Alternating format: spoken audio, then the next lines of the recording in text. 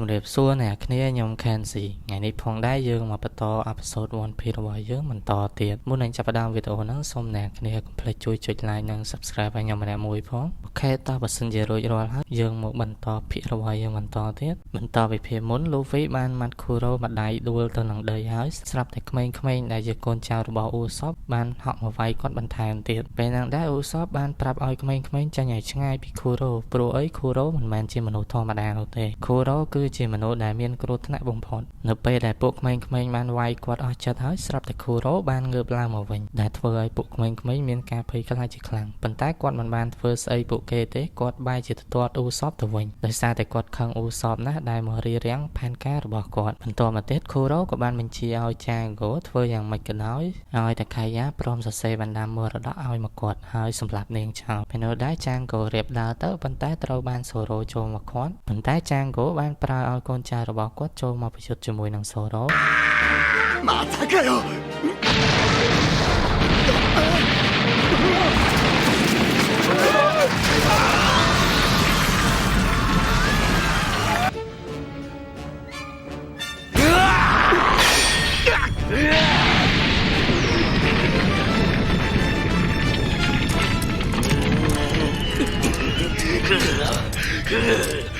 ពេលហ្នឹងដែរ Django ក៏បានដើរមកកាន់ Kaya ដើម្បីសន្លំនាងប៉ុន្តែត្រូវបាន Usopp ប្រាប់ឲ្យក្មេងៗនាំឲ្យ Kaya រត់ចូលទៅក្នុងព្រៃព្រោះអីក្មេងៗស្គាល់តំបន់ហ្នឹងច្បាស់ឥឡូវមកមើលការប្រយុទ្ធរបស់ Zoro វិញបើទោះបីជាបែកហ្នឹងក៏ម៉ាប់ឲ្យខ្លាំងប៉ុណ្ណាក៏ដោយ Zoro ប្រើតែមួយក្បាច់ទេក៏អាចចាត់ការគាត់បានដែរ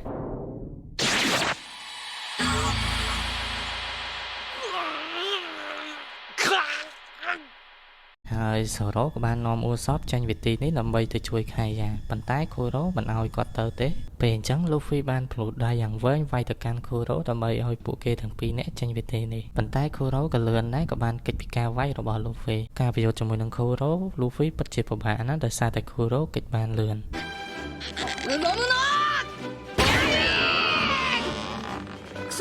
また消えた待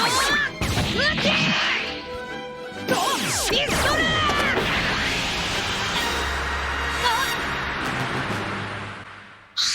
あくびが出るぜពេលនោះដែរ Kuro បានសុត Luffy បានមកហើយពេលនោះដែរ Kuro បានចិត្តគាត់បានរត់ទៅសម្រុកវាយប្រហារ Luffy ទៀតប៉ុន្តែបែរជាត្រូវដុំថ្មទៅវិញដោយសារតែ Luffy បានយកថ្មមកផ្ទាំងយកមករងការវាយលើកនោះធ្វើឲ្យកញ្ចក់ដៃរបស់ Kuro ជាប់នៅក្នុងដុំថ្មដែលធ្វើឲ្យ Luffy មានឱកាសកាច់បំបាក់កញ្ចក់ដៃរបស់គាត់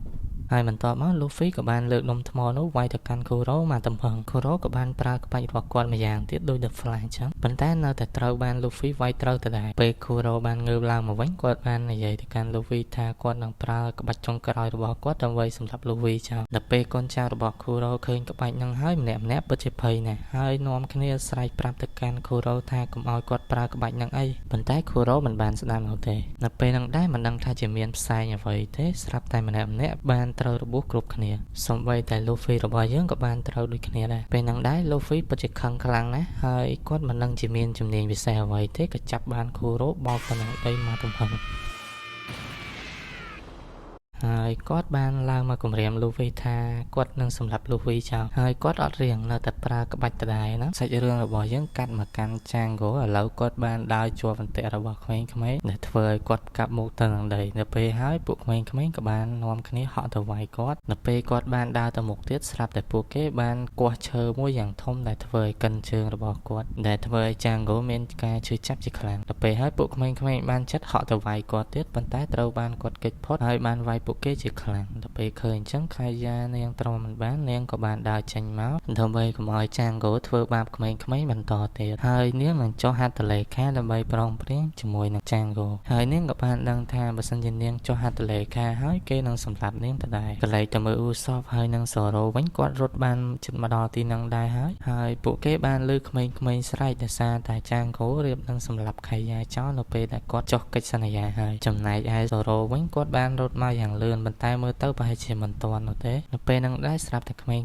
ចេះនឹកឃើញបានយកប៉ែតយកទៅបុកកញ្ចោញអូនចាងហ្គោដែលធ្វើឲ្យគាត់គឺចុកចាប់ដែលអាចបញ្ជាពេលបានមួយសន្ទុះដែរនៅពេលហ្នឹងដែរចាងហ្គោរៀបនឹងសម្លាប់ខាយ៉ាទៅហើយប៉ុន្តែសំណាងល្អបានអ៊ូសបយឹតជំពាមបាញ់គាត់ពីចម្ងាយឥឡូវយើងមកមើលគូរ៉ូជាមួយនឹងលូហ្វីគាត់បានប្រើក្បាច់ដដែលហ្នឹងប៉ុន្តែត្រូវបានលូហ្វីហក់ទៅអោបកគូរ៉ូចូលហើយគាត់បានប្លូតកយ៉ាងវែងប្រើក្បាលដតានរបស់គាត់បោកទៅជាមួយក្បាលរបស់គូរ៉ូដែលធ្វើឲ្យគូរ៉ូស្លាប់ហើយគាត់ក៏បានបោះគូរ៉ូទៅឲ្យកូនចៅគាត់វិញហើយលូហ្វីក៏បានបណ្ដេញចោលសមុទ្រចេញពីភូមិហ្នឹងបន្ទាប់ពីចប់រឿងសពគ្រប់អស់ហើយយ៉ាក៏បានទៅដល់កន្លែងរបស់គ្នារបស់លូហ្វីហើយនាងបាននិយាយថានាងនឹងមានកាដូមួយឲ្យទៅកាន់ពួកគេហើយកាដូនោះគឺជាទូកដ៏ធំមួយហើយពួកគេបានសម្រេចចិត្តថាដាក់ឈ្មោះទូកនោះគឺខូអ៊ីងម៉ារីហើយពួកគេក៏ទទួលបានសមាជិកថ្មីម្នាក់គឺជាអ៊ូសបនឹងឯង